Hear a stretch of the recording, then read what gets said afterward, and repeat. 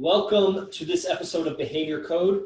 I'm Yogi Chris, PhD. I'm your host, founder of Ninth Limb Yoga, and the Ninth Limb Yoga sponsors this podcast. This is the Behavior Code podcast, and I've had some requests. So talk about frame control. What is a frame and how to control someone's frame? Frame is an analogy to like a window frame or a door frame where you look out of it, and it shapes your view of the outside world, both in the shape of the frame, but also what direction is it pointed? What are you looking at? What's outside that frame? And your frame of the world, let's say your frame of coronavirus that's happening right now, COVID lockdown 2019, your frame changes when you think of it as not just a little disease that's catastrophically, exponentially transmitted, through staying in the warm environment for 5 hours exposed to the atmosphere. It's no longer that story, and it's a bigger frame of some of the elites of the planets are involved in ancient and powerful and corrupting black magic, sorcery, that literally has them doing human sacrifices and some horrible things. And where do they get the humans? There's some horrible things happening.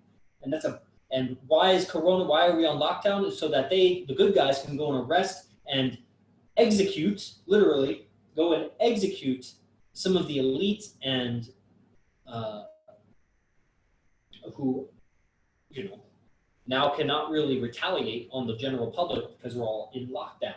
So the bad guys of the deep state are not able to retaliate because we're on lockdown. And that's a much bigger frame. So why are we on lockdown? That's what is happening with Corona. And the news is spreading whatever they're spreading, because what else are they going to tell? Are they going to tell the truth? They're owned by the elite. They're not owned by Donald Trump. They're owned by the elite. So what is the story they're saying? So that's a much bigger frame. So what is a frame? What is, and how to change someone's frame? Well, somebody needs to they need to want to change their frame. So they need to want to change their frame, so you need to make them want to change their frame. Show them a better way. Point out where they're suffering, and you juxtapose it with what they want, their nirvana. So, and then you show them that you're an authority for that. I mean, it depends. If it's sales, how do you change someone's frame? I haven't really thought about a general template for how to change someone's frame. I'm sure you could look. The idea of there being a frame of the conversation comes from neuro-linguistic programming, NLP, and I've read the first chapter of Sleight of Mouth, and I have another book that Hypnotica, my friend Eric von Markovic. No, sorry, not Eric von Sydow. I know an Eric von Markovic and an Eric von Sydow. And although I think he pronounces it Sydow, he recommended Mind Lines. And I have that book, but I haven't cracked it. But I get the general idea of it, and the idea of neurolinguistics. Like, your nervous system is where your language happens. And you experience your language in your nervous system. Okay, so not making this into a lecture, the idea of frame and changing someone's frame, they need to want to have a change of mind. And, how do you do that? There's a bunch of techniques. But, to be persuasive, there's really a secret to being persuasive.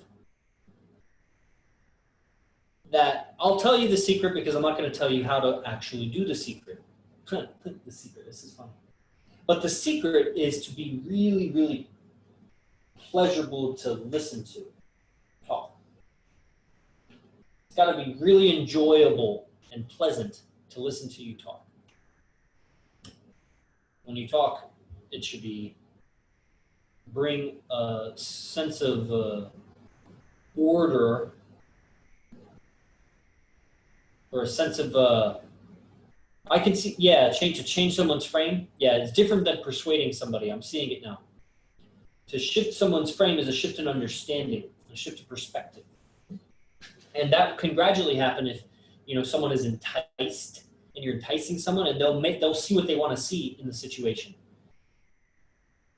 And so their frame will gradually change over time. But if you want to like drastically shift someone's perspective and like convince them of something or show them a bigger frame, it should feel good. So you give them a bigger perspective. I do this a lot, like if somebody's trying to describe something to me, and so they're struggling. I keep asking questions. I'm pulling the words from them. After they've said a few paragraphs, I say, "Oh, is it blah blah? Is it like I'll say like 2 words, 3 words?" And they're like, "Yeah." And when they give that reaction, that's those words carve out the frame of what it is really. You know, but on a bigger scale, you know, you could say, here's a frame change. There's frame marriage. Marriage is a frame versus partner is a frame. My wife or my husband is different than the frame of, but it's still a person, like other than you're wearing a ring around one finger that does nothing, you just take it off, and you signed a certificate that, or a contract with the government, that does something. But let's say that didn't, I mean, that's just a paper somewhere, like, and you need a lawyer to enforce it. It's somewhere in the ether that is enforced. It's just a human, hopefully, that's next to you, that you've committed to, you bonded, people know about it, people know you've committed to each other, you know, so there's that accountability or whatever, or maybe not, you eloped and it's possible nobody knows. But it's just a human that you're in a commitment with. But so that's what's really happening, but then there's the frame you put on it. It's my partner, it's my girlfriend, it's my significant other, it's my boyfriend, it's my husband, it's my wife, it's my, you know, it's my special someone. These are different frames. You know, it's my space mate. It's my, you know, my life companion. This is my bitch. It's different, you know, the frame on it. And okay, so then let's take one of those, because this is a drastic one. We're talking about behavior code, and every man and woman and child and alien should know this, that marriage is very, very long-term prostitution. And that's like, what? Wait, here, let me explain. Okay, so prostitution is you exchange money for sex. Marriage is, I guarantee you, I'll provide you resource, money, food, shelter for the rest of my life. And if we divorce, you can have some in exchange for absolute exclusive access to your vagina and your sexuality. So sell me all of your body and your life, and people will know you're mine because you take my last name. And so it's like my stamp. You are no longer Juliana Richards, you're Juliana de Vilbus. The ownership. Ancient times, the dad would take the daughter after the son had approached the family and said, I want your daughter's hand in marriage, and negotiate with the dad. The dad would say, okay, 15 goats. And the groom's father would provide 15 goats or something as a gesture. And then you put, you know, there's a trade exchange.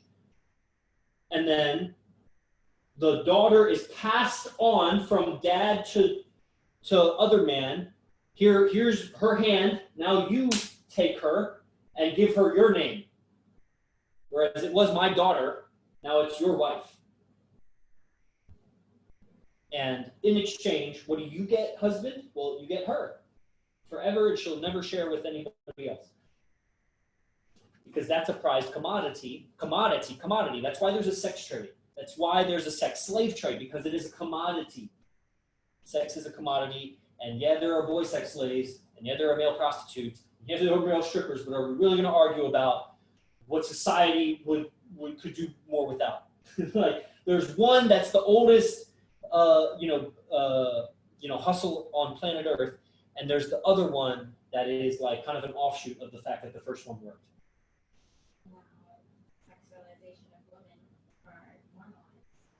And now the sexualization of women is normalized. You know, it's made normal to sexualize young girls. So that at the Super Bowl, they are wearing like next to nothing. It's just, I don't even want to describe what they're wearing. They're wearing like, it's less than they're wearing like I don't even know what to say, how to say they're wearing. It's less than a singlet. They're like a little cheerleader's outfit. Little, I know, like it's practically like panties in a sports bra. It's a little skirt in a sports bra. Well, I mean, the skirt doesn't cover anything. What is it? It doesn't cover anything. It's like nothing. That would be way hot if it was an older, hot woman, like a woman. It covers just barely the pelvic floor.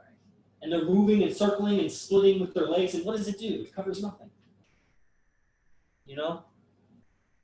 And women are trained to be a social commodity. It's trained in Disney fairy tales that, you know, this is not attainable. They give you a fantasy, they give you the wrong goals to look for. A man that's all about you can't be about his business. And his business is what provides for you, so then you end up having to provide for yourself. But you do it to yourself. The behaviors of the woman are made to be conquered. This is going to be really risky. I don't even... Victoria Dent is calling me? Who is that? Victoria? Oh, that's Tori. That's funny. Tori? Yes, I don't know why she would call me. That's weird. Well, she just got her name shouted out. I don't want to call her back, actually. That's rude. She's calling me out of nowhere. Because that's not something she's ever done, so it's weird to do that out of nowhere. Unless she's in dire straits, but, I mean, she should know closer people to her. She's far away. It's not just her. What do you mean? You're in dire straits, too? No, I feel like a lot of attention is being drawn towards Us? Attention to us? That's because we have answers. We have answers because we have bigger frames. And in a bigger frame, you see more of the perspective. The frames that aliens are real, that the language is booby-trapped, that the frames that attraction is not a choice, that there's genetic behaviors, hence the behavior code, there's genetic behaviors that we are acting out of. These things are big ideas and big frames. The idea that the best economy is voluntary trade, where there is no regulation, self-regulating. I mean, it's idealization, but that's a big frame. That's called capitalism. Okay. So anything else? Let's see. It's not really a lecture, it's a podcast. So you can always show up live to this podcast if you're catching it on YouTube. I'm putting out other yoga videos on other YouTube channels. I should have a link to all my YouTube channels in all of my YouTube channels. So it cross-fertilizes. Let's see, that's basic. That's just basic understandings. I started with just the idea of frame and the title of ownership of the womb-man. And women should choose a man that's better than them.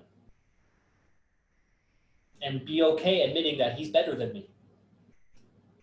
And men should really only go for women that know that they're better than them. Or that they at least, you can go for women that you know you're better than, and you might get discouraged along the way. What matters is that she gets that you're better. And in a pleasant way. Again, you have to be enjoyable. It sounds so, let me calibrate the cockiness and the fucking, the controversy of saying something like that with the fact that she's got to like you. Like, you got to be the kind of person that she likes and be better than her at whatever. You need to draw her attention to the things that really matter. Survival, health and wellness, communication, positive relationships, energy, the frames of what's happening. I mean, now when we're in a crisis, any of the information of what's really happening pulls the chaos, the chaotic mind towards you. And everybody's got chaos, right? There's male, female, and everybody. So it pulls the information, the occult or underground news, it pulls my attention too, because that's where I have unknown. And where it's unknown, it's chaos. And so as a man, be a source of order to what's important to her, and you just gradually persuade what's important to her to be what's really important to you. Because you as a man must decide what's really important to you and make that your pillars of survival. Like, these are important because they make me live better, they make my women live better, they make my children live better. If you don't have women and children, you just think, I have women and children. I have a whole village that I provide for, my whole family, extended everyone, all the way down through generations. And I've decided that this is what will provide for that. And that's why I've made the decisions to be the way that I am. And if you can stand in that in vindication, then she can organize around your order. That's a sense of order. And if you're wrong, she's supposed to die with you. She's supposed to die with you if you're wrong. So that's where it's on her to choose a right man. She has to choose the man that he not only it sounds weird, convicted. He has conviction about, the pillars of life, but there's not only his conviction, but it actually has to work. Just like it would be not so good if it was working for him and he was succeeding, but he had kind of wrong understandings, wrong ideas about it, or he was self-loathing about it, or the rich CEO archetype that doesn't like himself. He's having a midlife crisis. That's not a good mate either. So, you got to be both good at it, and you got to have the values strong and solid.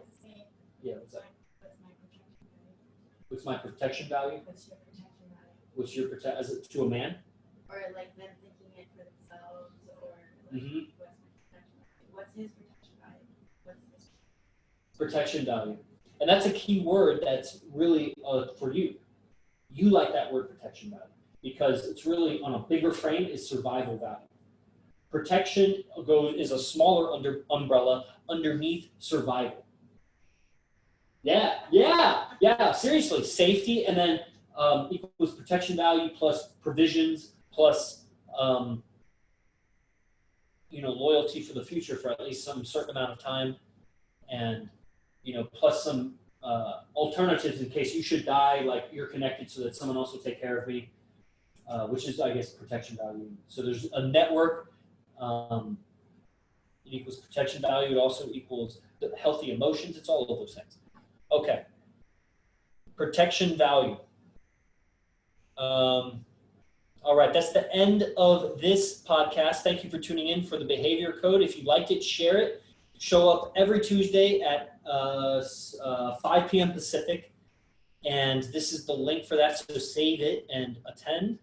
And as always, you can see me in the silent flute for the higher level, broader level, but also super narrowed in and precise, exact quantum level techniques and technology of the mind, communication, and yoga. That's at ninthlim.com. Sign up for that. And I'll see you in the next one. All right. Good job. That's awesome.